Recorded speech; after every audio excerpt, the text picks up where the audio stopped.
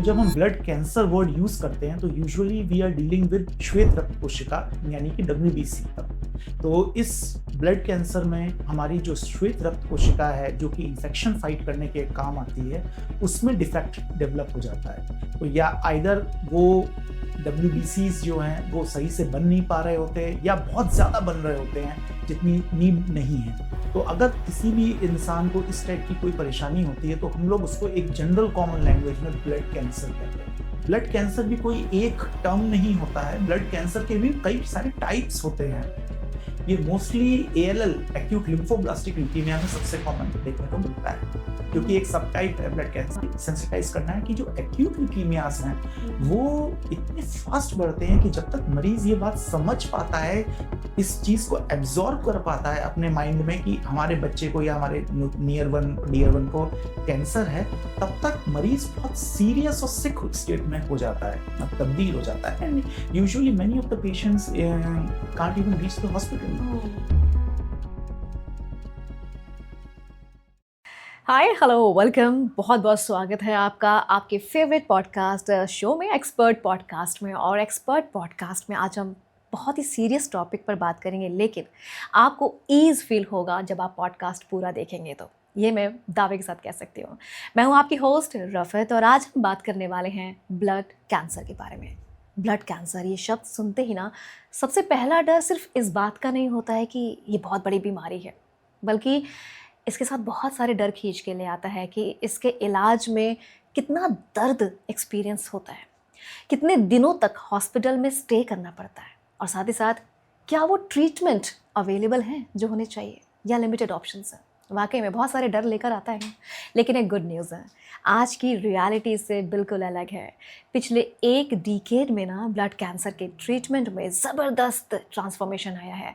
Targeted therapy, immunotherapy और personalised medicine ने सिर्फ सर्वाइवल तक नहीं छोड़ा है, बल्कि क्वालिटी ऑफ लाइफ को बेहद बेहद शानदार बना दिया है। और आज इसी पर बात करेंगे। हमारे साथ doctor Anshul Gupta, director haematology and bone marrow transplant Medanta hospital Lucknow से हैं, जो हमें बताएंगे कि ब्लड कैंसर क्या होता है, पहले के ट्रीटमेंट्स किस तरह के थे और आज के एडवांस्ड जो ट्रीटमेंट्स हैं वो किस तरह से आउटकम्स को बदल दे रहे हैं। पूरी रूपरेखा बदल चुकी है आज के दौर में। तो चलिए, एक्सपर्ट पॉडकास्ट में आज हम फियर टू फैक्ट्स तक का ये सफ़र तय करेंगे, पुराने मिथ्स को तोड़ेंगे, नई उम्मीदों की रोशनी जगाएंगे और बिना देर किए सबसे पहले मिलवाएंगे हमारे एक्सपर्ट डॉक्टर अंशुल गुप्ता जी। बहुत बहुत स्वागत है हमारे पॉडकास्ट में जी। कैसे आप? बहुत बढ़िया। तो सबसे पहले मुझे ये बताइए और हमारी जो ऑडियंस है उनको ये बताइए कि आज हम बात करेंगे कुछ एडवांस्ड टेक्नोलॉजी ट्रीटमेंट्स के बारे में, लेकिन आप कितने एडवांस स्टेज पर काम कर रहे हैं, थोड़े से अपने बारे में तारुफ कराइए। जी, मैं director department of hemato oncology and bone marrow transplant Medanta Lucknow में कार्यरत हूँ। और यहाँ पे मैंने मेदांता में bone marrow transplant program initiate किया, जो कि एक काफ़ी जटिल प्रोग्राम होता है, one of the highest treatment होता है मेडिकल साइंस में। इससे पहले मैं प्रोफेसर था Sanjay Gandhi post graduate institute of medical sciences में इन डिपार्टमेंट ऑफ हेमेटोलॉजी, और वहाँ पे भी मैंने एक सफल bone marrow transplant program establish किया था। और मुझे ये कहते हुए गर्व है कि आज one of the most successful bone marrow transplant units है लखनऊ की, संजय गांधी PGI की। एंड वहाँ पे हमने कई सारे नए ट्रीटमेंट्स इजाद किए थे, जैसे कि haplo identical half match bone marrow transplant, matched unrelated bone marrow transplant, और यहाँ पे भी मेदांता में भी मैंने ये सारे ट्रांसप्लांट्स को रेप्लिकेट किया अपने इस सेंटर पे। साथ ही में कुछ एडवांस ट्रीटमेंट्स भी इंट्रोड्यूस हुए जो पिछले लास्ट 5-10 ईयर्स में नए आए थे हमारे फील्ड में, जो कि इससे पहले US में होते थे, जैसे कि CAR T-सेल थेरेपी। वो मुझे बहुत कहने में गर्व होता है कि आज वो मेदांता में अवेलेबल है, एक एडवांस सेलुलर थेरेपी। तो इस तरीके से है, जैसे जैसे साइंस आगे बढ़ रही है हमारी फील्ड भी आगे बढ़ रही है, और जैसे जैसे हमारी फील्ड आगे बढ़ रही है, I am proud to say that we are adopting the future of hematology. वाह। और हम आज फ्यूचर में जो चीज़ें डेवलप हो चुकी हैं, डेवलपमेंट हो चुका है ट्रीटमेंट के मामले में, उन सब पर बात भी करने वाले हैं। तो इसका मतलब कि हमने डॉक्टर बिल्कुल सटीक चुना है और बिल्कुल सही डॉक्टर आप तक पहुंच रहे हैं। लेकिन हम एडवांस ट्रीटमेंट के बारे में तो बात करेंगे, उसके पहले बहुत ज़रूरी है जानना, हम थोड़ा सा पीछे जाते हैं और जो एक बेसिक टर्म है और वो है ब्लड कैंसर। हम इसी से शुरू करते हैं। आप हमारी जो ऑडियंस उनको बताइए कि एक्चुअली में ब्लड कैंसर होता क्या है, इसके बारे में जो बेसिक नॉलेज लोगों को है उसको थोड़ा सा फ्रेश कीजिए। देखिए, ब्लड कैंसर एक बहुत ही ब्रॉड टर्म होता है। ब्रॉड टर्म का मतलब यदि हम देखें कि ब्लड कोई एक सिंगल वस्तु नहीं होती है। ब्लड में मुख्यतः 3 टाइप के सेल्स होते हैं, जिसको हम लोग आरबीसी यानी कि लाल रक्त कोशिका, डब्ल्यूबीसी श्वेत रक्त कोशिका और प्लेटलेट्स। सो इन तीनों रक्त कोशिकाओं के कॉम्बिनेशन से जो बनता है उसको हम लोग ब्लड कहते हैं। तो जब हम ब्लड कैंसर वर्ड यूज़ करते हैं तो usually we are dealing with श्वेत रक्त कोशिका यानी कि डब्ल्यूबीसी काउंट। तो इस ब्लड कैंसर में हमारी जो श्वेत रक्त कोशिका है, जो कि इन्फेक्शन फाइट करने के काम आती है, उसमें डिफेक्ट डेवलप हो जाता है। तो या आइदर वो डब्ल्यूबीसीज जो हैं वो सही से बन नहीं पा रहे होते हैं या बहुत ज़्यादा बन रहे होते हैं जितनी नीड नहीं है। तो अगर किसी भी इंसान को इस टाइप की कोई परेशानी होती है तो हम लोग उसको एक जनरल कॉमन लैंग्वेज में ब्लड कैंसर कहते हैं। अच्छा, आपने ये तो टेक्निकल टर्म बताया कि वो वाइट ब्लड सेल और रेड ब्लड सेल जो हम लोगों ने पढ़ा है, लेकिन बहुत सारे हमारी जो ऑडियंस है वो तो नहीं जानती red blood cell, white blood cell, वो तो सिर्फ ब्लड कैंसर जानती है। तो थोड़ा सा मुझे बताइए कि क्या चीज़ ऐसी है जिसे पहचाना जा सके कि हाँ, ये ब्लड कैंसर से रिलेटेड कुछ तो है। देखिए, ब्लड कैंसर के जो सिम्टम्स होते हैं वो बहुत ही नॉन स्पेसिफिक होते हैं। नॉन स्पेसिफिक का कहना का मतलब है बहुत ही शॉर्ट हिस्ट्री होती है। ज़्यादातर केसेस में हमें 1 वीक या 10 डेज़ की हिस्ट्री मिलती है और पेशेंट बस सिंपल कंप्लेंट्स के साथ आता है कि हमारा मरीज़ या हमारा बेटा बच्चा सफ़ेद पड़ता जा रहा है, ऐसा लग रहा है कि खून बनना बंद हो गया है, थकान बनी रहती है, लो ग्रेड फीवर बना हुआ है, हाई ग्रेड फीवर आ रहा है, फीवर उतर नहीं रहा है, हम डिफरेंट डॉक्टर से दवाइयाँ करा रहे हैं लेकिन कोई भी इलाज सफल नहीं हो रहा है, या कहीं से छोटे छोटे प्लेटलेट कम होने की वजह से जो ब्लीडिंग सिम्टम्स होते हैं कुछ पेशेंट्स में वो बहुत प्रोमिनेंट होते हैं। तो इन अ वे ब्लड कैंसर का जो स्पेक्ट्रम है, जैसा मैंने बताया था कि तीनों सेल लाइंस अफेक्ट होती हैं, लेकिन टू स्टार्ट विद वो डब्ल्यूबीसी सेल लाइन से शुरू होता है, लेकिन इवेंचुअली लाल रक्त कोशिका यानी कि आरबीसीज और प्लेटलेट्स दोनों इफेक्ट होती हैं। तो इन जनरल हम लोग ब्लड कैंसर की जो कंडीशन होती है उसको हम लोग एक तरीके से बोन मैरो फेलियर भी कहते हैं। फेलियर मतलब कि बोन मैरो यानी अस्थि मज्जा जहाँ पे खून बनता है आपका, उसने काम करना बिल्कुल छोड़ दिया है। ना वो ब्लड बना पा रहा है, लाल हीमोग्लोबिन जिसको हम कहते हैं, ना वो बन पा रहा है, ना प्लेटलेट्स बन पा रहे हैं और ना ही आपके डब्ल्यूबीसी काउंट कायदे से बन पा रहे हैं। तो इस तरीके के सिम्टम्स इतने प्रोमिनेंट हो जाते हैं कि फिर मरीज़ आपके पास जब आता है तो यूजुअली वो 100 डॉक्टरों के चक्कर लगा के आ चुका होता है, क्योंकि कोई भी ये चीज़ समझ नहीं पाता है, क्योंकि फर्स्ट इंस्टेंस में एक प्लेन बुखार को कोई भी कैंसर की परिभाषा में नहीं रखता है। तो ज़्यादातर पेशेंट जो मेरे पास मुझे दिखाने आते हैं, कंसल्ट करने आते हैं, यूजुअली 2 और 3 डॉक्टर्स फिजिशियंस को दिखा के, और जब उनकी ब्लड की रिपोर्ट में कोई मेजर खराबी दिखती है तब जाके वो रेफ़र होते हैं मेरे पास। मतलब बहुत ज़रूरी है कि अर्ली स्टेज में ही पहुंचा जाए, और काफ़ी जगह घूमने के बजाय अगर आप बेस्ट जगह पहुंचे ना तो दी बेस्ट इलाज मिलता है। ये कैंसर के मामले में हमेशा हर डॉक्टर कहते हैं। वैसे अक्सर ना हर डॉक्टर जो बताते हैं कैंसर के मामले में वो सारी चीज़ें नॉर्मल है। हम आज एडवांस स्टेज, एडवांस ट्रीटमेंट के बारे में बात कर रहे हैं, बट अभी हम इनिशियली हम बात कर रहे हैं कि जो ब्लड कैंसर उसके मामले में कहा जाता है कि इसकी शुरुआत किसी लंप या किसी ट्यूमर से होती है। थोड़ा सा इसके बारे में बताइए कि एक्चुअली ब्लड कैंसर की शुरुआत शरीर में होती कैसे है। देखिए, सबसे इम्पॉर्टेंट चीज़ है कि हमारी बॉडी में लिम्फ नोड्स होती हैं। लिम्फ नोड्स एक ऑर्गन कह लीजिए एक तरीके से, जो कि किसी भी बॉडी में इन्फेक्शन होता है तो उसको कंटेन करने में हेल्प करती हैं। वो हमारी गर्दन में, एक्जिला में, बगल में, ग्रॉइन एरिया में, हर जगह पूरी बॉडी में डिफरेंट पार्ट्स में डिस्ट्रीब्यूटेड होती हैं। तो जब किसी को ब्लड कैंसर डेवलप होता है तो सबसे पहले, क्योंकि उसकी इन्फेक्शन से लड़ने की क्षमता कम हो जाती है, तो और जो लिम्फ नोड्स हैं वो अपना काम करना बंद कर देती हैं। तो जो भी इन्फेक्शन है वो कई बार ऐसा लगता है कि उसको गठानों की सूजन आनी शुरू हो जाती है। जैसे गर्दन में काफ़ी बार मरीज़ आते हैं मेरे पास जो कहते हैं कि डॉक्टर साहब ये देखिए ज़रा ये गर्दन में मेरी गठानें डेवलप हो गई हैं और धीरे धीरे ये बढ़ती जा रही हैं और मुझे फीवर भी रह रहा है। तो हम लोग जब देखते हैं उसको पूरा एग्जामिन करते हैं तो देखते हैं कि खाली वो गर्दन तक सीमित नहीं है, वो उसकी बगल में एक्जिला में भी हैं, ग्रॉइन में भी हैं, कई जगह वो लिम्फ नोड्स फैली हुई हैं। लेकिन डेफिनेटली पेशेंट को जो सबसे ज़्यादा प्रोमिनेंट दिखता है वो उसको आपको रिपोर्ट करता है, और जो छोटी होती हैं वो मिस कर जाता है। तो जो ब्लड कैंसर में गठाने, जो आपने लंप बोला, वो यूजुअली लिम्फ नोड स्वेलिंग्स होती हैं जो कि गठानों की तरह या लंप की तरह प्रेजेंट या मैनिफेस्ट करती हैं। और ये भी मैं श्रोताओं को कहना चाहूँगा कि ब्लड कैंसर भी कोई एक टर्म नहीं होता है, ब्लड कैंसर के भी कई सारे टाइप्स होते हैं। मतलब it is not a single type कि हमने ब्लड कैंसर का और उसका इलाज शुरू कर दिया। उसको हमें मोटे तौर पे मिनिमम 4 कैटेगरीज में डिवाइड करना होता है। तो उनमें से डिफरेंट कैटेगरीज के डिफरेंट लक्षण होते हैं। तो जो ये मैंने गठानों का ये बढ़ना बताया है, ये mostly ALL acute lymphoblastic leukaemia में सबसे कॉमन देखने को मिलता है, जो कि एक सब टाइप है ब्लड कैंसर का। वाकई में ये इंसान समझ नहीं पाता है कि उसे ये जो हल्की सी सूजन है, हल्की सी गांठें दिख रही हैं, एक्चुअली वो कैंसर का रूप ले रही हैं, ये पता नहीं चलता है। और ज़्यादातर जहाँ पर अवेयरनेस नहीं है वहाँ लोग यहाँ वहाँ चले जाते हैं, झाड़ फूक के चक्कर में पड़ जाते हैं। हमारे दादा को भी ऐसा हुआ था, वैसा वाला कुछ इलाज करने लगते हैं। ये सब बहुत गलत है। ये चीज़ तो मैं सबको बताना भी चाहूँगा कि हमारे देश में अगर कैंसर का जो इंसिडेंस बढ़ा है अभी रिसेंट टाइम्स में, apart from the environmental exposure और ये सब चीज़ें जो हैं, diet and other things, one of the important reason is the myths जो हमारी सोसाइटी में एग्जिस्ट करते हैं। क्योंकि पेशेंट के दिमाग में ये चीज़ बैठी हुई है, बहुत डीपली इनग्रेन्ड है कि कैंसर एक रेयर बीमारी है। That is the biggest myth in our society. आप यदि वेस्ट में, अमेरिका, UK, US कहीं पे भी आप पता करेंगे तो वहाँ के लोग बहुत सेंसिटाइज्ड हैं इन सब चीज़ों को लेके। कैंसर की डायग्नोसिस उनके लिए कोई बहुत अजूबा नहीं है।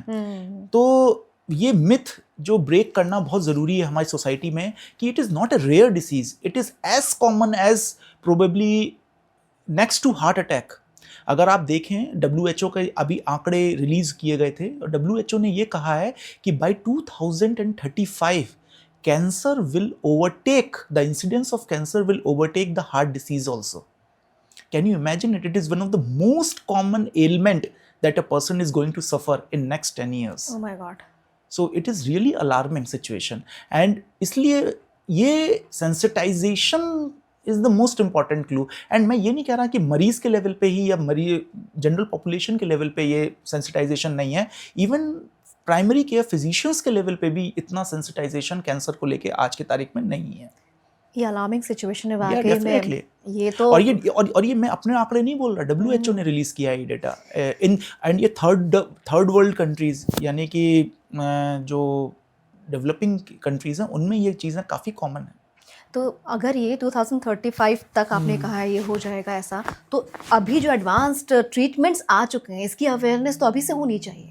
बिल्कुल बिल्कुल, और यही हमारा मकसद है। और इसीलिए हम जो आज ये पॉडकास्ट कर रहे हैं वो इसीलिए कर रहे हैं कि अभी से अगर आप एडवांस ट्रीटमेंट्स के बारे में जान जाएंगे तो शायद 2035 जैसा बताया सर ने, आप बच जाएंगे अगर अभी से आप थोड़ा सा ध्यान देंगे तो। सर बहुत अच्छी बातचीत चल रही है। हम ब्लड कैंसर की बात कर रहे हैं, लेकिन एक लेमैन जो आम इंसान है वो ब्लड कैंसर सुनेगा तो सोचेगा कि एक कैंसर हो गया, बीमारी है ये, कैंसर हो गया और अब हाय तौबा तो मचाने ही लगेगा। लेकिन एक्चुअली हर इंसान को जानना चाहिए कि ब्लड कैंसर सिर्फ एक बीमारी नहीं है, ये बहुत तरीके के कैंसर्स होते हैं, लाइक लिकोमिया, लिम्फोमा। तो थोड़ा सा डिटेल में इसके बारे में बताइए। यस, सो जैसा मैंने पहले कहा था कि अगर हम ब्लड कैंसर को मोटे तौर पे, मतलब वैसे तो यदि हम फाइनल डिटेल्स में जाएंगे तो शायद बहुत एडवांस और वो इस पॉडकास्ट में कवर्ड भी नहीं किया जा सकता, वो बहुत कॉम्प्लिकेटेड होगा।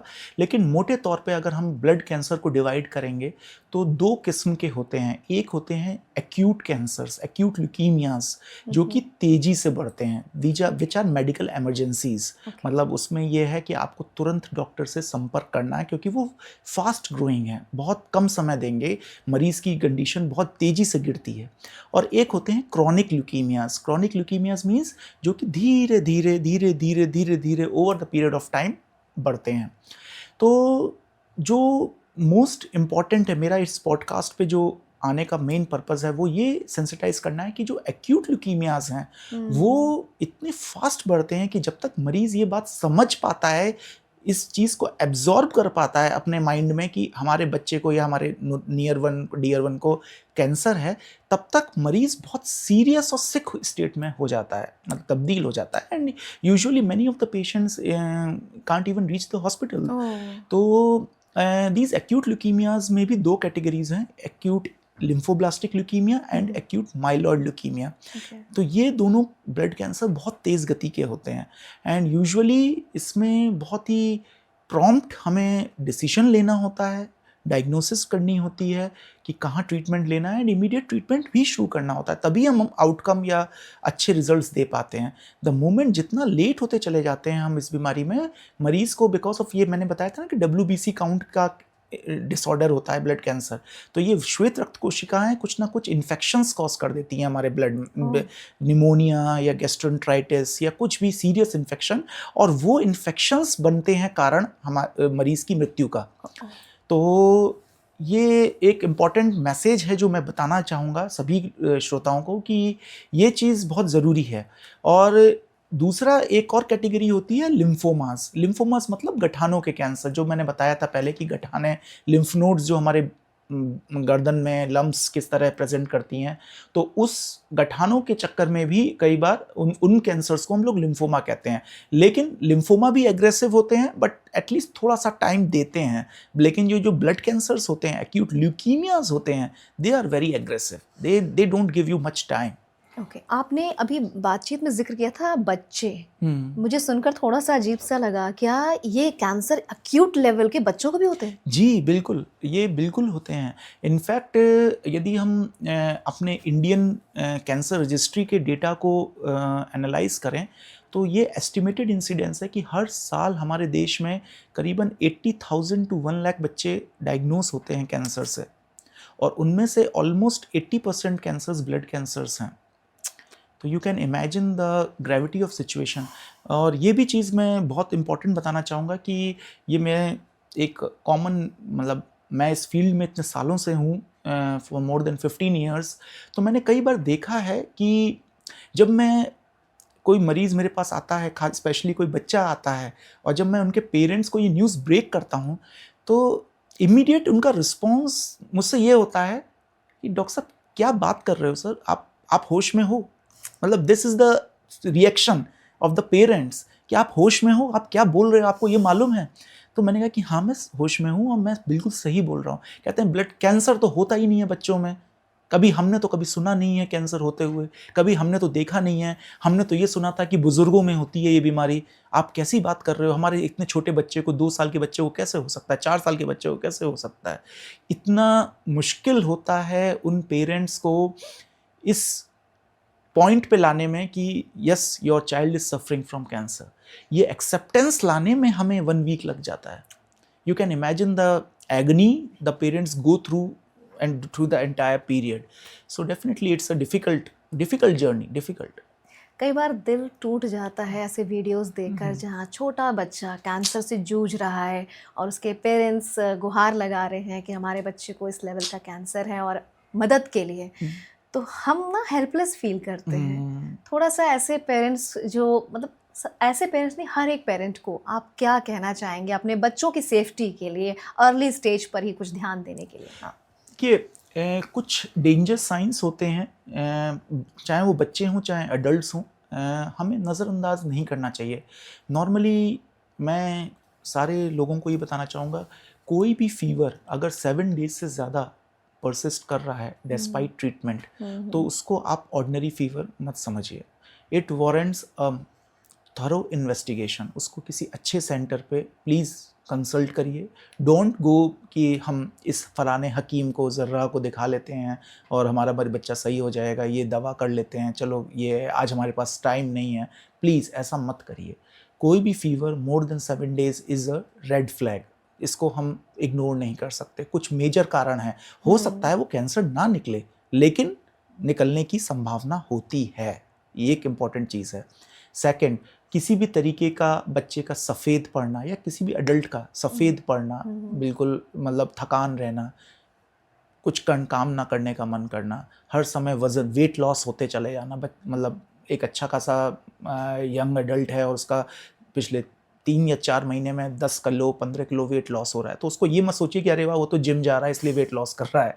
मतलब it is something really non physiological. वो सही बात नहीं है कि इतना फास्ट वेट लॉस हो रहा है, तो इट इज़ बहुत खुश होने की बात है, क्योंकि आजकल लोग इसको भी इससे भी लेते हैं, अरे हमारा हमने डाइटिंग कर रहे हैं, हम जिम जा रहे हैं, हम वॉक कर रहे हैं, इसलिए हमारा वेट लॉस हो रहा है, हमने 10-15 किलो कम कर लिया।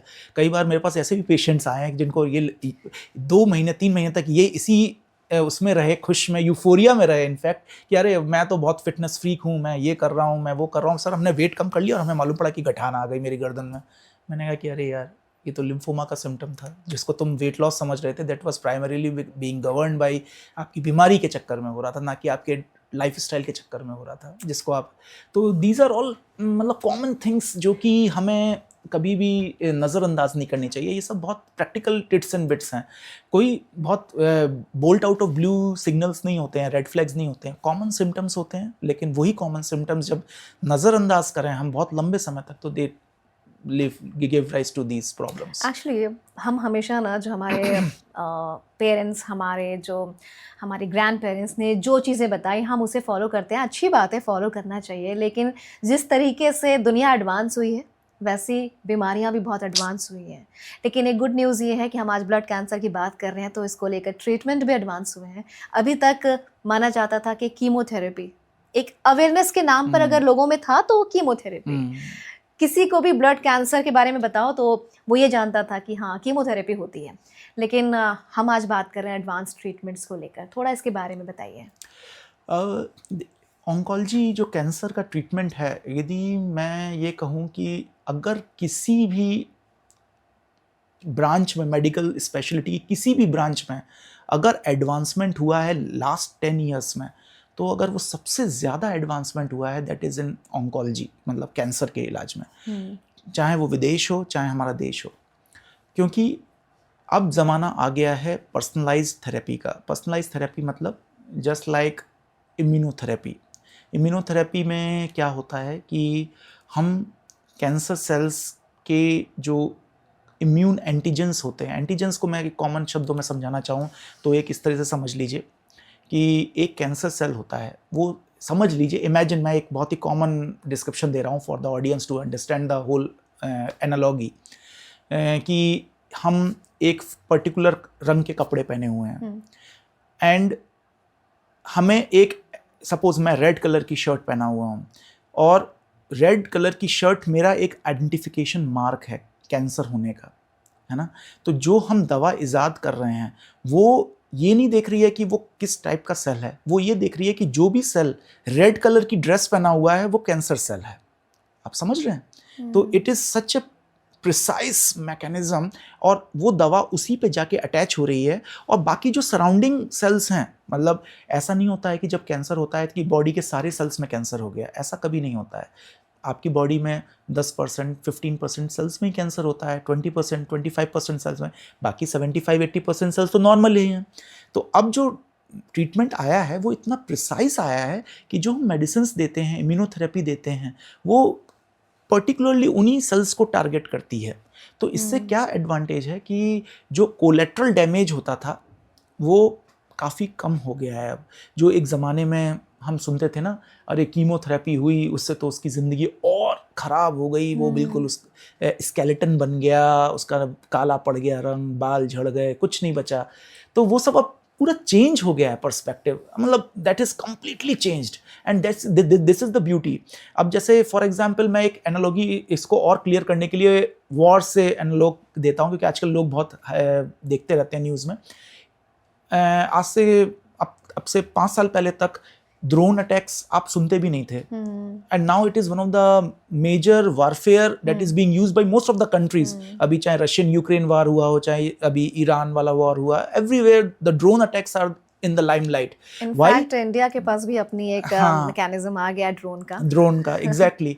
तो क्यों वो इतना फेमस हुआ? क्योंकि उसमें आपने टारगेट लॉक कर दिया और वो ड्रोन वहीं जाके हिट करेगा, कोलेट्रल डैमेज नहीं करेगा। पहले क्या होता था कि एक एरिया को आप मिसाइल लॉन्च करते थे तो वो इतना कोलेट्रल डैमेज करता था, सिविलियन पॉपुलेशन उसमें डैमेज होती थी। आपका टारगेट है X और वो पूरा X+ वाई एरिया को कवर कर रहा है मिसाइल अटैक में, ड्रोन में वो एकदम प्रिसाइसली हिट करता है.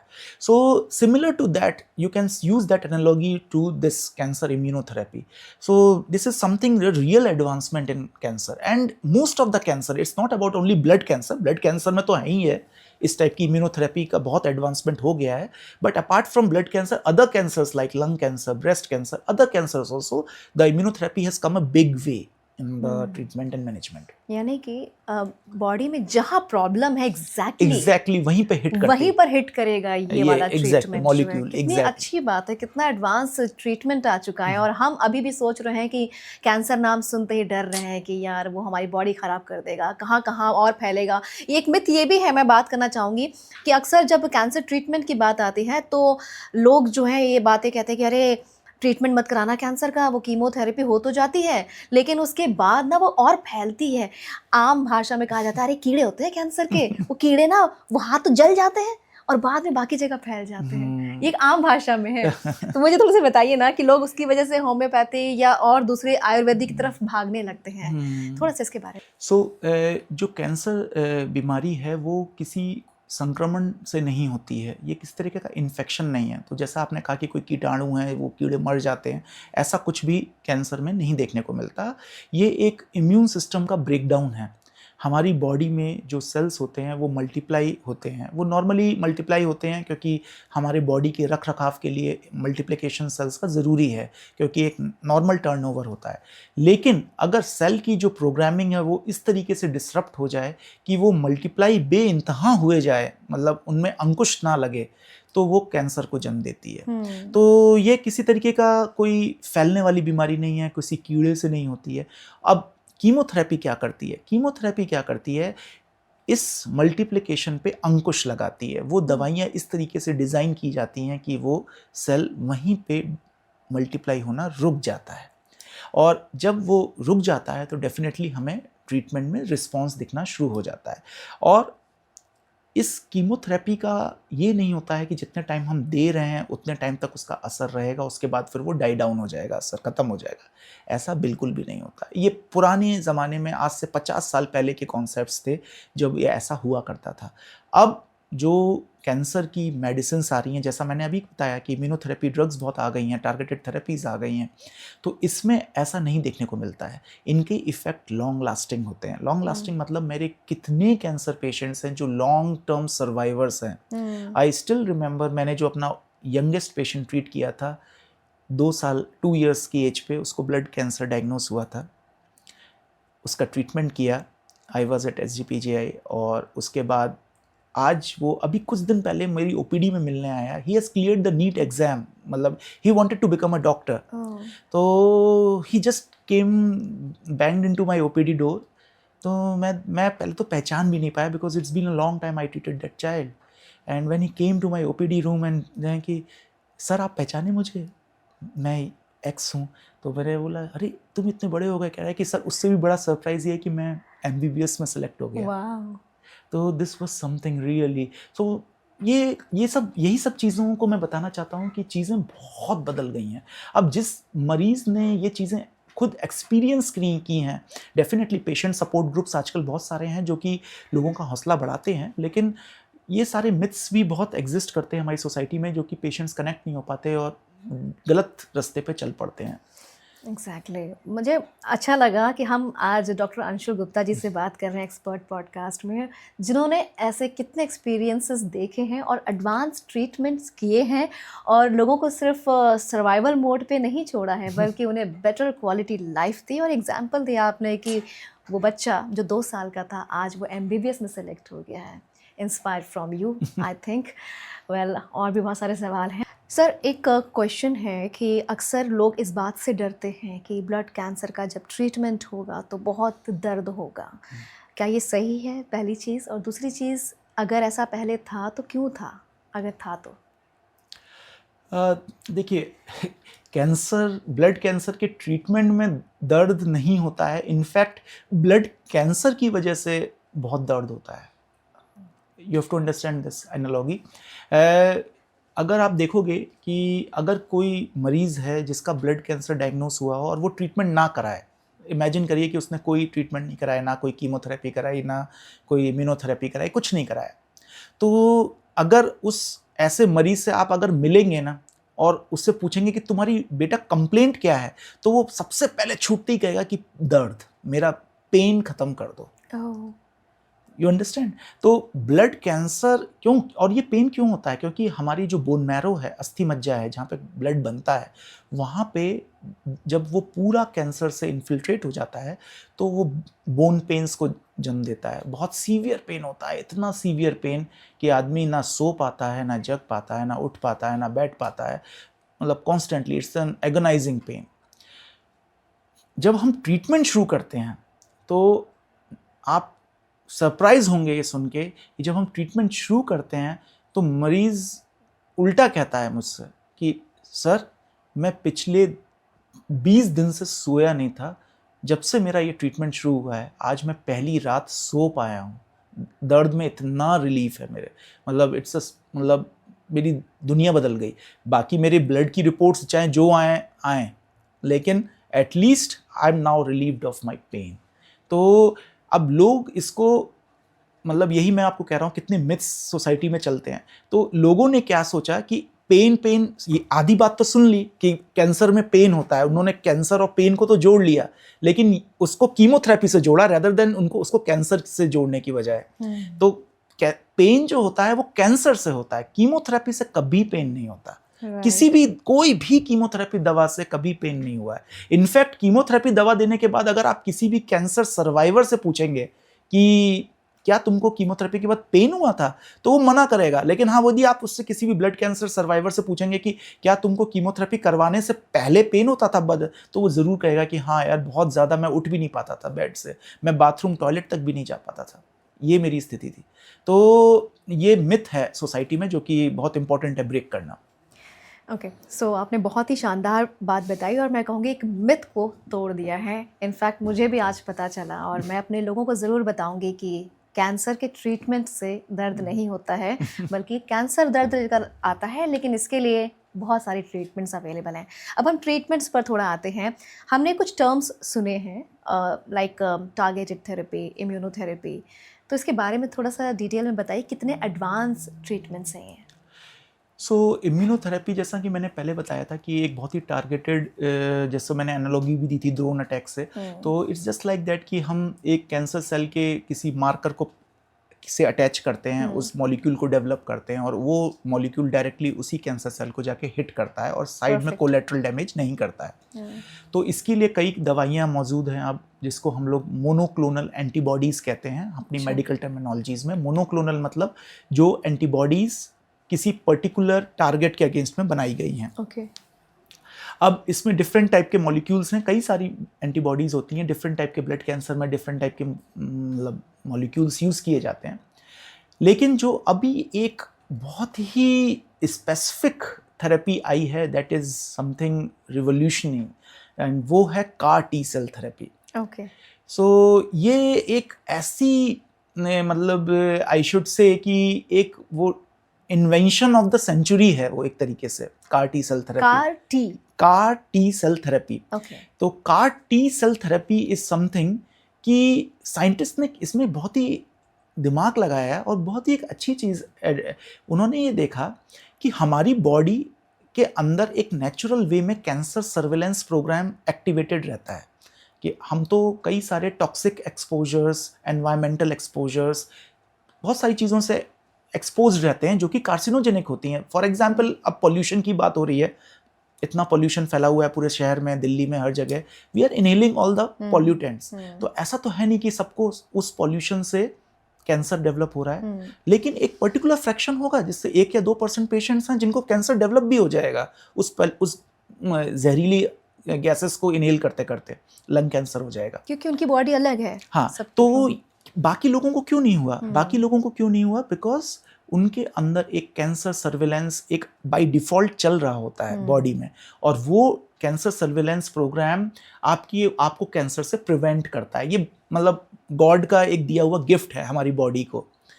अब ये कैंसर सर्वेलेंस में कौन से सेल्स काम कर रहे होते हैं? ये टी सेल्स काम कर रहे होते हैं, हमारे लिम्फोसाइट्स होते हैं, टी लिम्फोसाइट्स। ये कॉन्स्टेंटली अपने काम में लगे रहते हैं कि कहाँ जहाँ पे भी किसी भी सेल में थोड़े से भी कैंसरस चेंजेस डेवलप हुए, उसने टी सेल ने अपना पकड़ा और उसको वहीं पे ख़त्म कर दिया, उसको ग्रो नहीं करने दिया, क्योंकि अगर वो ग्रो करता चला गया तो फिर वो पूरे फुल ब्लोन कैंसर को जन्म देगा। हमारे शरीर अंदर वो डॉक्टर बैठा हुआ है बिल्कुल एग्जैक्टली। तो it is really really and this discovery was made quite many years back in US. बहुत 25-30 साल पहले ये डिस्कवरी हो चुकी थी, but the scientist were not really knowing how to utilize this technology to our advantage। हम इसको amplify कैसे कर लें, एम्पलीफाई मतलब हम इसको और ज़्यादा अच्छा कैसे बनाएं कि हम कैंसर को ही ट्रीट करने के लिए इनको इस्तेमाल करें। तो दे वर experimenting and finally they reached to this technology known as CAR T cell therapy। तो इसमें क्या होता है कि ये आपकी बॉडी के टी सेल्स को हार्वेस्ट करते हैं, मतलब निकालते हैं। ब्लड, जैसे ब्लड डोनेशंस होते हैं वैसे ही ब्लड डोनेशन की तरह निकाला जाता है। तो किसी हेल्दी बॉडी से होता होगा? हाँ, नहीं, जो कैंसर से ग्रसित पेशेंट है उसी की बॉडी से निकालते हैं। वो हेल्दी वाले जो टी सेल्स हैं, जो टी सेल्स हैं वो निकालते हैं। ओके। उसको फिर बायो इंजीनियर करते हैं। बायो इंजीनियर अगेंस्ट दी सम, जो आपका सपोज आपको ब्लड कैंसर है तो एक CD19 एक मार्कर होता है जो कि ब्लड कैंसर में पॉजिटिव होता है, ALL में बहुत कॉमनली पॉजिटिव होता है। तो उसके अगेंस्ट में उन टी सेल को बायो इंजीनियर किया जाता है। बायो इंजीनियर मतलब जेनेटिक लेवल पे उन टी सेल के एक ऐसा सीक्वेंस बना दिया जाता है कि जहां भी वो CD19 सेल देखेंगे वो उनको मारेंगे। और फिर उन बायो इंजीनियर टी सेल्स को बॉडी में वापस छोड़ दिया जाता है। द ब्यूटी इज दैट कोई दवा नहीं, कोई नहीं, और वो टी सेल्स खटाखट लाइफ लॉन्ग आपके कैंसर्स को और पोटेंटली मारे जा रहे हैं। वाओ, क्या बात है। तो दिस इज समथिंग, मतलब मैं क्या कहूँ कि ये एक पूरा लैंडस्केप बदल दिया कैंसर ट्रीटमेंट का। और ये खाली ब्लड कैंसर के लिए नहीं है, आजकल ये ब्रेन ट्यूमर्स, ब्रेस्ट कैंसर, हर कैंसर में आ रही है CAR T cell थेरेपी। तो it is the treatment of future. मतलब whosoever द साइंटिस्ट जिन्होंने डिस्कवर किया था, उनका ये विजन था कि हम इतनी सारी कीमोथेरेपी, मेडिसिन, ये वो फलाना ढिमकाना इतना सब देते हैं, फिर भी एक डर बना रहता है, तो क्यों ना हम बॉडी के ही इम्यून सिस्टम को उसी के एडवांटेज के लिए यूज़ करें। And they have done this with good results. तो मैं कहूँगी, जैसे बहुत लोग कहते हैं ना कि नहीं, अंग्रेजी दवा नहीं करनी चाहिए, आपको आयुर्वेदिक करना चाहिए या इस तरफ जाना चाहिए, नेचुरल चीज़ों की तरफ जाना चाहिए, तो उनके लिए भी जवाब है कि आप ही की बॉडी की नेचुरल जो टी सेल्स हैं उन्हीं से आपका इलाज हो रहा है। बिल्कुल, आपके शरीर से ही आपके शरीर का इलाज हो रहा है। Exactly. What a beauty of CAR T cells. But this is definitely, it took many years to develop this technology, but this is something very amazing। मतलब जैसे आपको Star Wars जैसी फीलिंग आती है कि you are seeing some third world, कुछ एक अलग ही जनरेशन में जी रहे हो आप। वाह। तो जिन्हें भी कैंसर की प्रॉब्लम है या आसपास में है, तो उनको आप बेफिक्र हो जाएं। बिल्कुल भाई, ऐसी ऐसी टेक्नोलॉजी आ गई है जिससे आप ही का शरीर आपका इलाज कर रहा है। डॉक्टर अंशुल, एक कॉमन वर्ड है बोन मैरो ट्रांसप्लांट, और मेरे भी जानने में कुछ लोग हैं जिन्होंने बोन मैरो ट्रांसप्लांट करवाया था, इस प्रोसेस से गुजरे थे। थोड़ा सा बताइए कि ये क्या है, और क्या हर एक जिस शख्स को ब्लड कैंसर है उसे ज़रूरी है ये ट्रांसप्लांट करवाना? देखिए, bone marrow transplant just like kidney transplant, liver transplant, एक ट्रांसप्लांट प्रोसीजर है जिसमें कि नॉर्मली एक हेल्दी डोनर अपना बोन मैरो या स्टेम सेल्स देता है, और वो हम एक डिसीज्ड पेशेंट्स वो करते हैं, इन्फ्यूज़ करते हैं।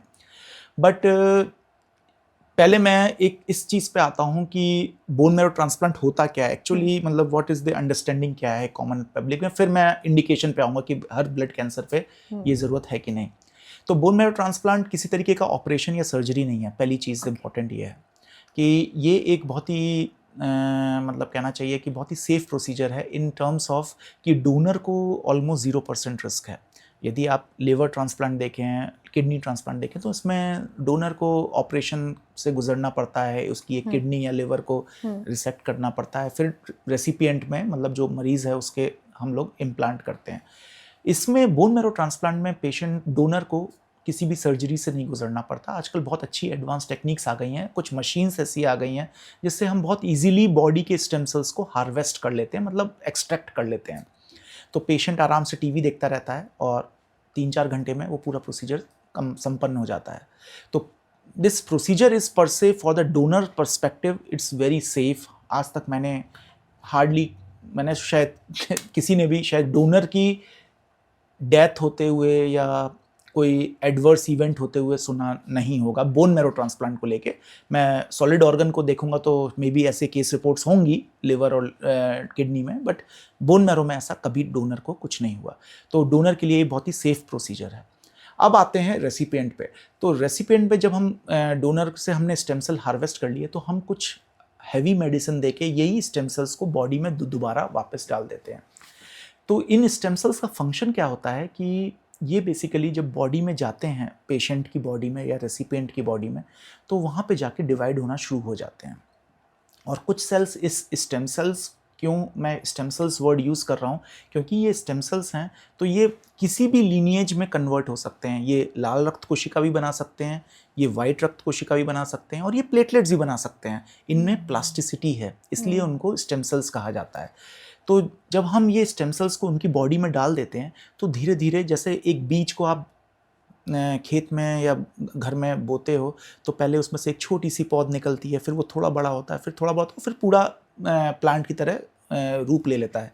बिल्कुल उसी की तरह स्टेम सेल भी जस्ट लाइक सीड से कंपेयर कर लीजिए कि हमने इन्फ्यूज़ किए, वो धीरे धीरे डेवलप हुआ और पूरा बोन मैरो को रिप्लेस कर देता है एक फ्रेश पॉपुलेशन से।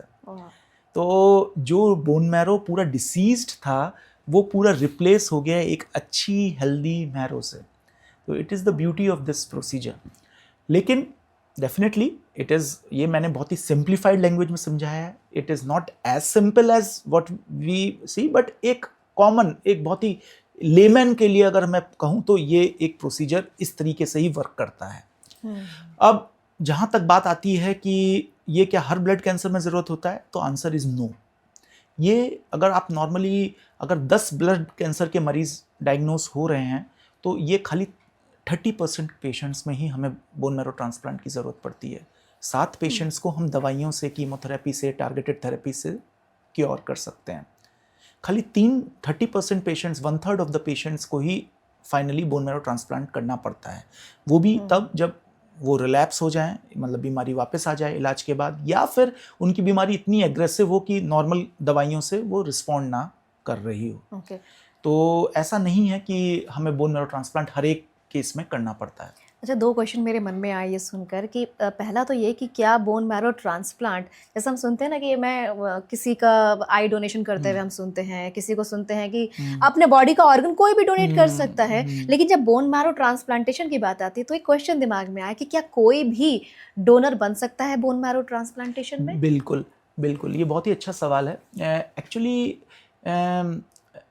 ऊपर वाले की बहुत हम पे ह्यूमन बॉडी को इस तरह से डिज़ाइन किया है कि हमारी बॉडी में जो स्टेम सेल्स की क्वांटिटी है वो सरप्लस है, 10 टाइम्स ज़्यादा है। जितने हमारी बॉडी को चाहिए वो 10 टाइम्स ज़्यादा है। तो हमारी बॉडी में इन बाय बर्थ कुछ ऐसे डिफेंस सिस्टम्स क्रिएटेड हैं कि वो माल फंक्शन करेंगे तो एक बैकअप प्लान पहले से रेडी है हमारी बॉडी में। तो द पॉइंट रिमेन्स कि हमारी बॉडी में स्टेम सेल की मात्रा बहुत ज़्यादा है, तो डेफिनेटली स्टेम सेल डोनेशन से किसी के बॉडी के स्टेम सेल्स कम नहीं होते हैं। मतलब कोई किसी भी तरीके का ये नहीं सोचना चाहिए कि अरे हमने उसको स्टेम सेल्स दे दिए, अब हमारे ही ऐसा ना हो कि ब्लड बनना कम हो जाए या बंद हो जाए या प्लेटलेट बनने बंद हो जाए या आरबीसी, क्योंकि हमारी बॉडी में तो सरप्लस है। हम जो भी दे रहे हैं सरप्लस से दे रहे हैं किसी दूसरे को, बल्कि हमें एक हैप्पी फील करना चाहिए कि हमने किसी को स्टेम सेल्स दिए। For example, I am not vouching, मतलब मैं पोज नहीं कर रहा हूँ, but that's the truth. I have donated stem cells 2 times in my life at the age of 40। I am just, and एक बार मैंने अपोलो हैदराबाद में एक बच्ची को ही प्लास्टिक एनीमिया था उसके लिए किया, एक बार मैंने दिल्ली के एक बच्चे था उसके लिए किया। बोथ वो किड्स एंड मेरा जो HLA है वो मैच कर गया था। मैच मतलब मेरा जो HLA, ट्रांसप्लांट से पहले हम लोग HLA टाइपिंग करते हैं तो HLA मैच देखा जाता, तो मेरा मैच कर गया coincidentally, and that child was sick and I really feel blessed कि मैं किसी की लाइफ बचाने के काम आ पाया। दो इससे बड़ा परोपकार कह लीजिए या इससे बड़ी अपॉर्चुनिटी भगवान ने मुझे दी अपने लाइफ टाइम में। शायद बीइंग अ डॉक्टर मैंने सैकड़ों लाइफ बचाई होंगी, लेकिन ये वाला जो मैंने स्टेम सेल डोनेशन करके किसी की लाइफ बचाई ना, that's was really a sense of rewarding मुझे फील हुआ, क्योंकि आई फेल्ट दैट समथिंग कि आप वो बच्चा बचता नहीं, मतलब अगर मैं नहीं स्टेम सेल्स देता तो ही वुड हैव डाइड, मतलब फैमिली ने एक्सेप्ट कर लिया होता कि कोई इलाज ही नहीं है उस बीमारी का, ये plastic anaemia without bone marrow transplant is fatal, but because of my वो कि मैं किया। और ऐसा कोई भी लॉन्ग टर्म, आपके सामने बैठा हूँ कुछ तो कुछ ऐसा लॉन्ग टर्म साइड इफेक्ट नहीं है, और मैं खुद भी ट्रांसप्लांट कर रहा हूँ। तो द पॉइंट रिमेन्स कि ये एक बहुत ही सेफ प्रोसीजर है। ये इस बात को मैंने इसलिए री एम्फसाइज किया है क्योंकि मैं ये बताना चाहता हूँ एक नॉर्मल पब्लिक को कि donor is not at risk, पहली चीज़। एंड डोनर के पास बहुत सरप्लस स्टेम सेल्स होते हैं, तो अगर वो अपनी थाली में से थोड़ा सा दे भी देगा किसी की प्लेट में तो उससे उसकी सेहत पे कोई फ़र्क नहीं पड़ेगा। इसको हम समझ सकते हैं जैसे कि आजकल हम ब्लड डोनेशन की बात करते हैं, जितना बिल्कुल सिंपल रक्तदान करना है उतना ही simple bone marrow stem cell donate कर, बस आपका एचएलए मैच करना चाहिए, जैसे कि हमारे ब्लड ग्रुप मैच करने चाहिए। हाँ, वैसे ही एक तरीके की एक स्पेशल मैचिंग होती है ट्रांसप्लांट से पहले, तो एचएलए मैचिंग होती है, तो वो मैच करनी चाहिए। तो वो उसके लिए रजिस्ट्रीज होती हैं, जो जैसे आप जो ट्रांसप्लांट सेंटर्स होते हैं तो वो लोग इसको रन करते हैं, उनके पास एक पूरा सिस्टम होता है, तो वो बता देते हैं कि आपका एचएलए मैच कर रहा है कि नहीं। तो ऊपर वाले ने हमें नवाजा है इतनी बेहतरीन चीज़ों से, तो हम किसी की ज़िंदगी बचा सके। और हम प्रिविलेज्ड हैं, आज ऐसे एक्सपर्ट हमारे साथ यहाँ मौजूद हैं, डॉक्टर अंशुल गुप्ता जी, जो खुद में एग्जाम्पल हैं कि आपने 2 ज़िंदगियाँ बचाई हैं। तो इसका मतलब हम सही डॉक्टर से बात कर रहे हैं। डॉक्टर अंशुल गुप्ता जी, कुछ बेसिक क्वेश्चंस, हम कैंसर की बात करते हैं ना तो एक बहुत बड़ा बर्डन दिमाग पर आता है खर्चे को लेकर। तो कुछ 1-2 सवाल अभी मेरे मन में है, जिसमें पहला सवाल मेरे मन में ये आया है कि जो खर्चे को लेकर फाइनेंशियली जो इश्यूज आते हैं, क्योंकि इतनी एडवांस ट्रीटमेंट्स हैं तो जाहिर सी बातें बहुत महंगे होंगे, इस पर थोड़ा सा बताइए। देखिए, सबसे इम्पॉर्टेंट चीज़ है कि definitely cancer treatment is costly, I totally accept that. It is not about blood cancer. In total, cancer treatment is costly. We have to accept this fact. And आज के ज़माने में अगर आप ये देखोगे कि मेडिकल का जो इन्फ्लेशन है, यदि हमारी कंट्री का इन्फ्लेशन कंज्यूमर प्रोडक्ट्स में 6-7% है, तो मेडिकल ट्रीटमेंट का जो इन्फ्लेशन है वो 15% है। तो definitely medical care cost is enormously growing day by day. And definitely तो हमें सबसे इम्पॉर्टेंट चीज़ जो मैं सबको कहना चाहूँगा कि हर इंसान के पास अपना एक अच्छा हेल्थ इंश्योरेंस ज़रूर होना चाहिए, क्योंकि ये सारी टेक्नोलॉजी जो हमने आज इस पॉडकास्ट में डिस्कस की हैं, ये सब पॉसिबल हैं बट एट ए कॉस्ट। ये सब इतने सस्ते ट्रीटमेंट्स नहीं हैं, they are costly, they really pinch your pocket. तो द पॉइंट रिमेन्स कि हमें सबसे पहले एक अच्छा डिसेंट हेल्थ इंश्योरेंस ज़रूर होना चाहिए, क्योंकि कल को आपको ये ना सोचना पड़े। कई बार तो मरीज़ खाली ट्रीटमेंट इस वजह से नहीं ले पाता कि हमारे पैसे नहीं हैं, ट्रीटमेंट लेना चाहता है, फैमिली रेडी है, विलिंग है, सब कुछ है, लेकिन हेल्थ इंश्योरेंस नहीं है। They are totally dependent on the either their own savings और सम गवर्नमेंट स्कीम्स। तो that is one important thing. And आजकल बहुत प्रोपेगेंडा है डिफरेंट प्लेटफॉर्म्स पे for health insurance, so do take that, पहली चीज़। सेकेंड, हमें गवर्नमेंट अब बहुत सेंसिटाइज्ड है हमारी, and I would like to say UP government is very sensitized to this. So UP CM Relief Fund gives a grant of 2.5 lakhs for cancer treatment in even private hospitals, and government hospitals में तो it goes to 5 lakhs. फिर आता है PM Relief Fund, Prime Minister Relief Fund, which also gives a grant of around 3 lakhs for cancer treatment in a private hospital and 5 lakhs for government hospital. तो ये government funded programmes है, जिसमें 3 lakh CM हमारे UP की तरफ से है, 2.5 lakh CM fund से and 3 lakh from PM fund. तो 5.5 लाख का तो आपको फाइनेंशियल एड गवर्नमेंट ही दे रही है। तो ठीक है, इस पैसे को आने में 3 to 4 वीक्स लगते हैं, लेकिन आ जाता है, मतलब इट इज़ नॉट नथिंग कि हम आता नहीं है। And this I would really appreciate and applaud the government's role and initiative that they are spending crores and crores in cancer treatment. So government is doing this. Plus फिर NGOs आते हैं। NGOs, different NGOs हैं जो कि different तरीके से, जैसे can kids करके बच्चों की कैंसर संस्था है, वो करती है फंडिंग कैंसर के छोटे बच्चों में जिनको कैंसर हो जाता है। अडल्ट्स में भी कई सारी संस्थाएं, इम्पैक्ट गुरु है, मिलाप फाउंडेशन है। सो दीज आर ऑल जिसमें कि crowd funding and various sources से लोग फंड इकट्ठा करते हैं, and they accumulate quite a generous amount in some cases. So that is some another way to pool. And finally मुझे लगता है कि मुझे लगता है कैंसर ट्रीटमेंट में सेविंग्स एक लिमिट तक ही काम आ पाती हैं आपकी, बिकॉज आज की तारीख में अगर मैं प्रैक्टिकल एक पेशेंट के पर्सपेक्टिव से कह रहा हूँ, फॉर एग्जाम्पल आपके पास प्रॉपर्टी है कोई एंड आपके घर में किसी को कैंसर डायग्नोस हुआ, you have spent your whole life earnings in buying purchasing a property and now suddenly you come to know that आपके घर में इसको कैंसर हो गया and you need a big amount chunk of money. So definitely the property can be sold in a drop of a hat, है ना. वो property को बिकने में टाइम लगता है, तुरंत तो प्रॉपर्टी नहीं बिकती है. तो what I suggest is now there are many finance agencies like Bajaj Finance and bank loan देती है. सो what an intelligent person can do, that they can take a loan against that property rather than selling it and putting all your effort in selling that property and then starting the treatment, and rather than delaying the treatment, because आपके पास पैसा ही नहीं होगा तो आप इलाज कहाँ से कराओगे, तुरंत पैसा मिलेगा ही नहीं. मिलेगा ही नहीं. और अगर आपका हेल्थ इंश्योरेंस है तो आप देन एंड देयर कैश कर सकते हो. तो ये सब ट्रिक्स एंड ट्रेड्स हैं जो आपको बहुत जल्दी समझ में आने चाहिए कि आपके पास अगर कुछ इमूवेबल एसेट्स है तो उसके अगेंस्ट में लोन ले लीजिए and start the treatment rather than unnecessarily delaying it. फिर आपकी गवर्नमेंट फंडिंग भी आएगी इन द मीन टाइम, आपके बाकी फ्रेंड्स एंड रिलेटिव्स भी हेल्प करेंगे, NGOs हेल्प करेंगी, तो everything keeps pouring in and that culminates into a huge amount. तो फाइनेंसेस की वजह से ट्रीटमेंट को डेफर करना मेरे हिसाब से कोई बहुत समझदारी नहीं है. मतलब कई बार पेशेंट मेरे पास आता है कि यार मैं इलाज नहीं करा पाऊंगा सर, ये मैं मजबूरी है.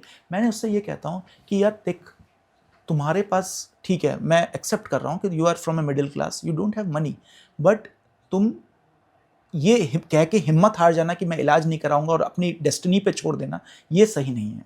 यू शुड हैव आप कोशिश करो तो सब कुछ रास्ते निकलते हैं, और बहुत सारे लोगों ने कराए हैं. ऐसा नहीं है कि हर एक के पास हेल्थ इंश्योरेंस, लेकिन definitely health insurance is one thing which everyone should have. Recommend each and every जो भी बंदा सुन रहा है इस पॉडकास्ट को, कि इसमें तो कोई मतलब सोचना ही नहीं है, कोई सेकंड थॉट देना ही नहीं है, क्योंकि इलनेसेस, अब कोविड आया, यू कैन इमेजिन कि all of bolt out of blue एक ऐसी बीमारी आ गई जिसका कोई अता पता ही नहीं था दुनिया में, और ऐसे एपिडेमिक्स आते रहेंगे फ्यूचर में. तो आप अपनी डेस्टिनी को बिल्कुल पूरी तरह से छोड़ नहीं सकते हो भगवान पे. तो द पॉइंट रिमेन्स कि हमें हेल्थ इंश्योरेंस लेना चाहिए, हमें ये सारी अरेंजमेंट्स करने चाहिए, लेकिन फाइनेंसेस की वजह से अपने ट्रीटमेंट को डिले करना कोई अक्लमंदी या समझदारी की बात नहीं है, क्योंकि कैंसर अब वो बीमारी नहीं रही है कि डेथ सेंटेंस नहीं है. ये इंपॉर्टेंट पॉइंट है. Cancer is not a death sentence now. ये था आज से 50 साल पहले जब ट्रीटमेंट नहीं था. अब कैंसर इज क्यूरेबल. लोग, आप पोस्टर्स भी देखते होंगे. तो जब कैंसर इज क्यूरेबल तो why not to go for the treatment. But when it is curable, एक क्वेश्चन मेरे दिमाग में आया है कि ये कब क्यूरेबल है. So if it is curable when detected early, and early की डेफिनेशन यही है कि जितनी जल्दी आप अपने सिम्टम्स को पकड़ पाओ, किसी अच्छे डॉक्टर को कंसल्ट कर पाओ, और जैसे ही कैंसर का सस्पिशन हो तो एक अच्छे ऑन्कोलॉजी सेंटर पे कंसल्ट ज़रूर करो. मन में अगर डाउट भी है, कोई बात नहीं, एक बार चले जाओ, अपना एक बिजी शेड्यूल में से आधा घंटा 1 घंटा निकाल के अपने मन के डाउट को क्लियर करो और फिर रिलैक्स रहो. अगर नहीं है तो बहुत अच्छी बात है, अगर है तो एटलीस्ट टाइम से ट्रीटमेंट मिल जाएगा. हमारा ये पॉडकास्ट यूथ भी देख रहा होगा, क्योंकि ऐसा तो नहीं कि कैंसर जो है वो सोच समझ के किसी की बॉडी में जाएगा. आपने बताया 2 साल के बच्चे को भी आपने ट्रीटमेंट किया था. यूथ भी हमारा ये पॉडकास्ट देख रहा है. आप जो आजकल यूथ का जो कल्चर चल रहा है आज की करंट सिनेरियो में, उसमें कौन सी ऐसी बातें कहना चाहेंगे जो यूथ के लिए अलार्मिंग है? देखिए, सबसे इम्पॉर्टेंट चीज़ जो यूथ के लिए है वो मुझे लगता है lifestyle changes. That is the most important, because अब जो मैं देखता हूँ यूथ का जो फिज़िकल एक्टिविटी है वो बहुत ही नेग्लिजिबल कम होती जा रही है. They are most of the time glue to mobile phones, laptops, social media. उस पर इतने बिजी हो गए हैं कि उनको जो आउटडोर एक्टिविटीज़ का एक कल्चर हुआ करता, जब हम छोटे थे तो हमारा एक फिक्स्ड प्लेइंग टाइम हुआ करता था, हम खेलते थे, कुछ ना कुछ एक्सरसाइज कुछ ना कुछ करते थे फॉर दैट एक्जिमा। अब वो ख़त्म हो गया है। जेन जेड जो हम लोग कहते हैं, then it has totally changed the scenario. तो हमें लाइफ स्टाइल कुछ ना कुछ फिजिकल एक्टिविटी, योगा, मेडिटेशन, कुछ भी you have to engage in something.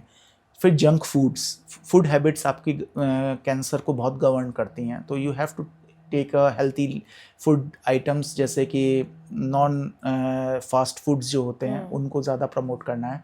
Don't try to take burger, pizzas and अभी एक न्यूज़ भी आई थी कि एक बच्ची शायद ये फास्ट फूड खाने की वजह से उसको कैंसर डिटेक्ट हुआ और वो नहीं रही। या एग्जैक्टली, मतलब it is not the fast food से डायरेक्टली रिलेटेड है। इट डजंट हैपन बाय कि एक दिन के फास्ट फूड आपने एक बर्गर खा लिया तो आपको कैंसर हो जाएगा, but still it is something कि it needs to be not very taken to frequently. तो कई बार ना जेन जेड जो है ना उसको बहुत कैजुअल लगता है कि हम अरे यार चिल करो यार, अब टाइम है तो बस जल्दी से किसी रेस्टोरेंट में आप एक बर्गर, पिज़्ज़ा कुछ भी ऑर्डर करो, just have a cup of coffee and just chill in that.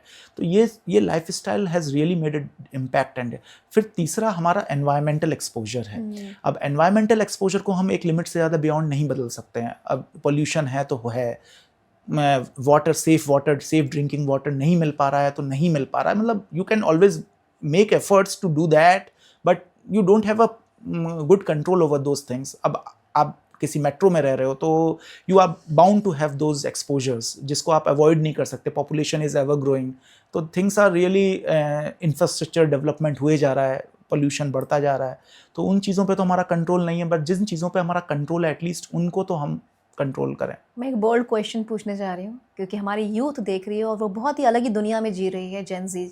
एक बोल्ड क्वेश्चन, आपको क्या लगता है कि जो आज ये मल्टीपल पार्टनर्स का दौर चल रहा है, आजकल जो ड्रग्स एडिक्शन का दौर चल रहा है, क्या ये कहीं ना कहीं उन्हें कैंसर की ओर भी ले जा रहा है? बिल्कुल बिल्कुल।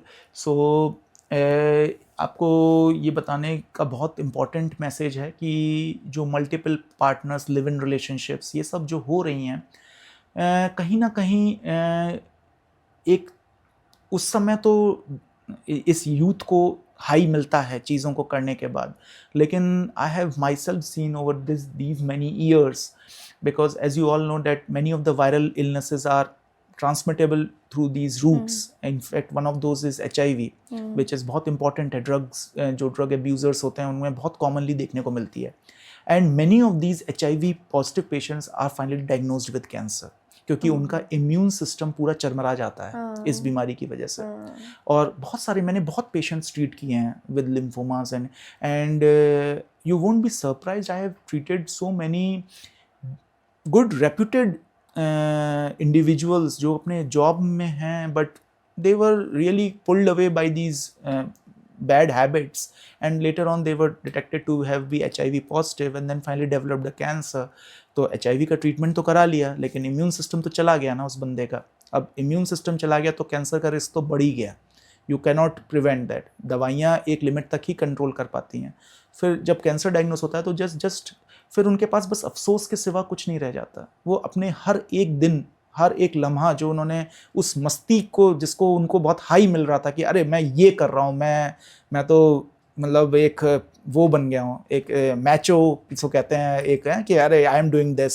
सो वो सारी चीज़ें ना फिर उस समय याद आती हैं ये यूथ को कि आओ मैंने काश ये काम ना किया होता तो आज मेरी लाइफ कितनी होती। और the irony of this is that कि खाली वो अकेला सफ़र नहीं करता, उसके साथ उसकी पूरी फैमिली सफ़र करती है, उसकी वाइफ सफ़र करती है, उसके बच्चे सफ़र करते हैं, उसके पेरेंट्स सफ़र करते हैं। And then at that point of time there is no looking back forward. तो मुझे कई बार जब मैं काउंसिल करता हूँ उन पूरी फैमिली को, तो उनके पास बस they just have tears in their eyes, they have nothing to say. क्या करें, जो चीज़ बीत गई उसको हम वापस तो कर नहीं सकते। They have just lost everything, the game is over now. तो आई वुड रियली रिक्वेस्ट कि अनहेल्दी लाइफ स्टाइल है, ये सब चीज़ों से प्लीज़ अपने को दूर रखिए। लाइफ जो हमारा कल्चर इतने सालों से चलता आ रहा है, वो आज भी, यू बिलीव मी, वो कहीं ना कहीं आज भी इस दौर में भी बहुत अच्छा है और बहुत बढ़िया है। हमारे पेरेंट्स ने नहीं किया और वो आज खुश हैं कि उनको अपने बच्चे एक प्रोग्रेस करते हुए दिख रहे हैं। क्योंकि हमारे पेरेंट्स के ज़माने में एक ज़माना था जिसमें कि बहुत ही एक सिंपल लाइफ स्टाइल हुआ करती थी, बहुत ही कायदे से रखते थे, और एक कॉमन बहुत ही बेसिक एम्यूनिटीज़ में हम लोग पले हैं, बड़े हुए हैं, तो ऐसा नहीं है कि we are not enjoying our life, we are enjoying our life. तो ये एक चीज़ बहुत इंपॉर्टेंट है, मैसेज जो मैं देना चाहूँगा। यानी कि अगर हम इंडियन कल्चर की बात करें तो वो यूं ही अप्रिशिएबल नहीं है पूरी बिल्कुल। दुनिया में।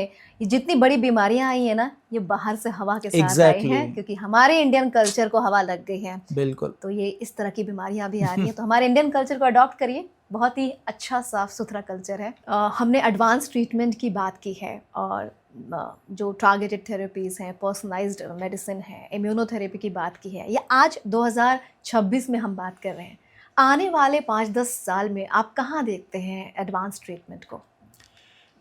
मेरे हिसाब से अगर मुझसे पूछा जाए तो कैंसर के ट्रीटमेंट में कीमोथेरेपी गायब ख़त्म होने वाली है नेक्स्ट 10 साल में। Okay. और ये एक मैं बहुत ही बोल्ड स्टेटमेंट दे रहा हूँ, बट मुझे ये फ्यूचर लगता है कैंसर के ट्रीटमेंट का। I personally feel that, because जिस रफ्तार से car T cell therapy, bone marrow stem cell transplants, ये सब प्रोग्रेस कर रहे हैं ना day by day, I personally feel कि 10 ईयर्स डाउन द लाइन ये सब अपफ्रंट ट्रीटमेंट्स होंगे। मतलब कोई इंसान को कीमोथेरेपी से नहीं गुजरना पड़ेगा, किसी भी इंसान को बहुत ही हार्श ट्रीटमेंट से नहीं गुजरना पड़ेगा, बहुत ही पेशेंट फ्रेंडली ट्रीटमेंट होगा जिसकी एफिकेसी बहुत सुपर्ब होगी।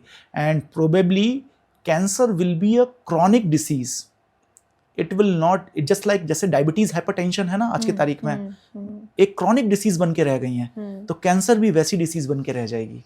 ठीक है, इरेडिकेट नहीं होगी, ख़त्म नहीं होगी हमारे समाज से, क्योंकि डेफिनेटली कुछ ऐसे हैं जिस पे कंट्रोल नहीं है, but it will be a chronic disease. तो एक बहुत ही फेमस नोबेल लॉरेट थे, उनसे भी यही सेम क्वेश्चन पूछा गया था कि how do you see the outcome of cancer treatment, मॉन्टॉग उनको, तो उन्होंने ये कहा था बहुत क्लियर शब्द में कि I see cancer to be a chronic disease, it's not going to be a fatal disease. तो that's a bold statement, and but this is the truth of cancer therapy.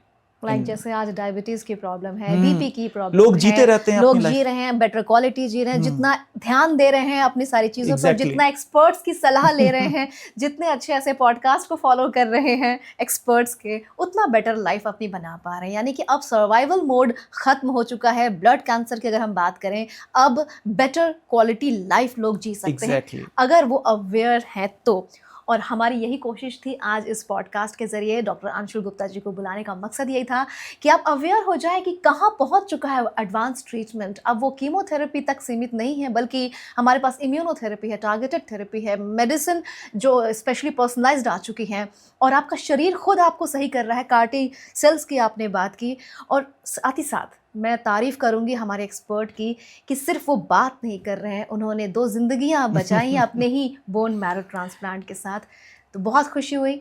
Again कहूँगी, we are privileged to having you here in expert podcast. Thank you so much doctor Anshul Gupta. Thank you, thanks for inviting me also. Thank you so much. Okay.